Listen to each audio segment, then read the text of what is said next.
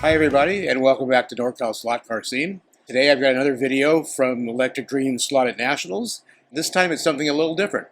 I sat down with an old friend of mine, Joel Johnson, who's a radio control world champion, about his foray into slot car racing, and pretty much one of his first times he's ever raced slot cars. So how did you get into this?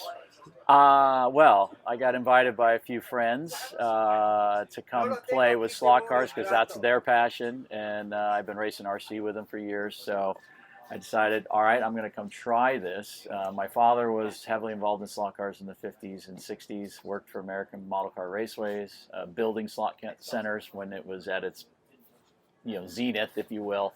And I thought this would be great to come experience and do something that got me into radio control. And that's how my dad ended up owning a hobby shop, and on and on and on. That's how I got to be a pro RC racer. It all started with slot cars. So it's been fun to be here. My dad's been passed away for years, and ironically his racing number was 37, and I qualified 37th here at the Nationals, which I thought was pretty. Oh, there's a sign there somewhere. That's crazy. So you never really raced slot cars when you were a kid? I had an HO track on and off. You set it up on the floor.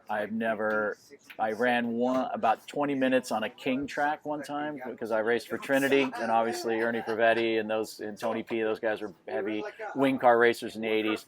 So I was like 13 or 12 and I was playing with that, and I did it for about 10 minutes, and it was like, no, it's not for me. Too fast. And I just never had much exposure to it after that. And I was so involved with RC, it was really hard to do anything else. But I'm really enjoying my time here, and it's been very fun. We have pro classes in slot car racing, but they're just in name. And you were actually a professional slot car racer, made a living at it, made a career out of it. Yeah. For years, I was one of the first guys to get paid, if not the first, in 1986, and did it for 20 years. Traveled all over the world, saw a lot of great things, met a lot of great people, and wouldn't trade it for the world. So I kind of paved the road for the guys that are making some real money now in RC. Well, you're definitely one of the pioneers. I remember I met you and you were probably 13 or 14 years old. Yeah, I won my first nationals at 13. Yeah, and then it kind of took off from there. So I've been doing it. It'll be my 50th year next year playing with radio control cars. So well, that's just absolutely amazing. How do you like the atmosphere here at Electric Dreams?